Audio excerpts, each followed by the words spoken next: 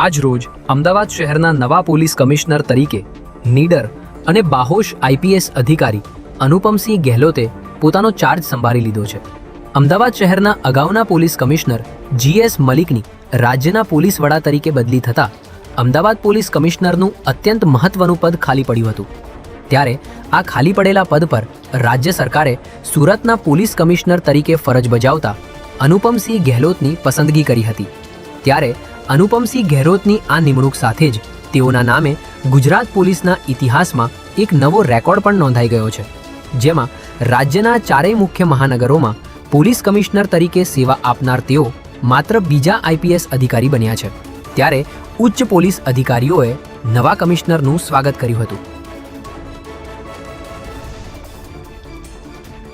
અમદાવાદના વસ્ત્રાલ વિસ્તારમાં આવેલા રાધે ચેમ્બરના પાર્કિંગમાં એક યુવક પર જાહેરમાં હુમલો કરવામાં આવતા ચકચાર મચી જવા પામી છે.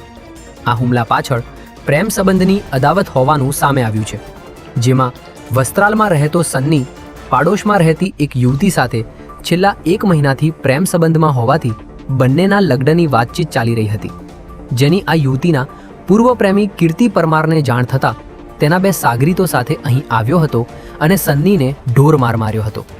આરોપીઓએ લોખંડની પાઇપના 10 થી 15 ફટકા હાથ અને પગમાં માર્યા હતા, જેનો વિડીયો પણ સોશિયલ મીડિયામાં વાયરલ થયો છે. ત્યારે રામોલ પોલીસે ગુનો નોંધી ત્રણેયની ધરપકડ કરી છે. મોરબીના જેતપરમાં ચાલી રહેલા ખેડૂતોના ઉપવાસ આંદોલનમાં એક સનસનાટીપૂર્ણ નવો વળાંક આવ્યો છે, જેમાં આંદોલનના મુખ્ય આગેવાન નિલેશ એરવાડિયા અને હકાબા ગઢવી વચ્ચેનો એક કથિત ઓડિયો વાયરલ થતાં સમગ્ર રાજ્યમાં ખળભળાટ મચી ગયો છે.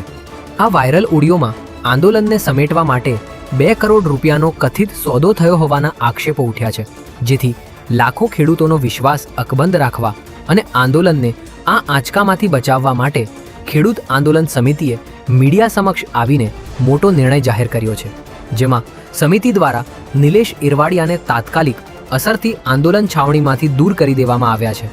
વાયરલ ઓડિયો બાદ છાવણીની છબી જળવાઈ રહે તે માટે તેમને હોસ્પિટલ ખસેડવામાં આવ્યા છે અને હોસ્પિટલથી પરત આવ્યા બાદ તેમને ફરી છાવણીમાં બેસવા દેવામાં નહીં આવે.